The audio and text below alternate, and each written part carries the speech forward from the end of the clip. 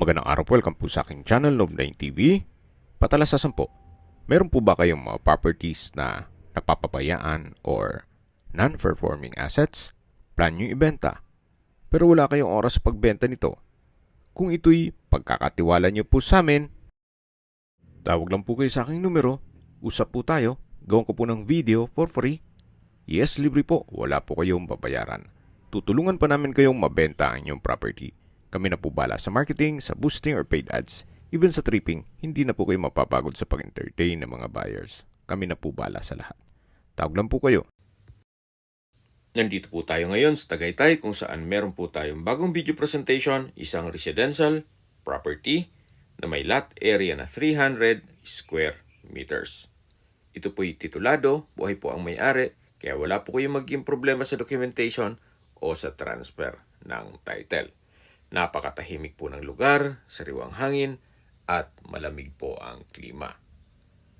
Ito po'y nasa mataas na lugar. Ang estimated elevation above sea level ay 1,900 feet. Nasa loob po ito ng isang exclusive subdivision. Meron pong clubhouse at amenities, gaya ng swimming pool, function hall, basketball court, at marami po pong iba. Sa ngayon po, hindi natin mapasok yun gawa ng meron silang event. Tungkol naman po sa seguridad dito sa loob ng subdivision, meron pong 24 hours security. May access na rin po dito ng tubig, kuryente at internet provider. Gawa ng may mga bahay na rin po dito sa loob ng subdivision. Malapad po ang daan, two-way cemented road. Ito pong property ay mayroon pong mountain view. At mula naman po dito, matatanaw natin yung mga condominium sa kabilang side ng Tagaytay. Napaganda po. At mula naman po dito sa cemented road, ito pong terrain ay rolling o slope. Para may idea po kayo, ganito po ang maging disenyo ng bahay nyo kung sakaling ma-acquire nyo ito. At ganito po. Kaya please manage your expectation. Once na mag-set tayo ng tripping, baka mag-expect kayo na patag. Ito po'y rolling po ang terrain nitong lupa. Sa mga nag-skip po ng video, summarize ko lang po, ito pong property ay nasa Tagaytay, sa loob ng isang exclusive subdivision na meron pong 24-hour security at kumpleto ang amenities. Ito po'y titulado at may sukat ng lupa na 300 square meters. Ito po yung tinutukoy ko na mula po dito, may patag ng konti, then ilang steps lang ay rolling na po yan.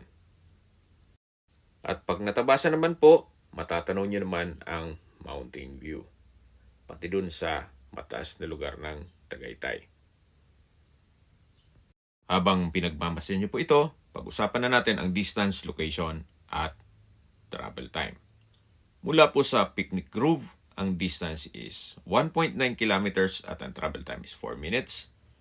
Mula naman po sa Ina ng Laging Saklolo Church, ang distance is 980 meters at ang travel time is 2 minutes.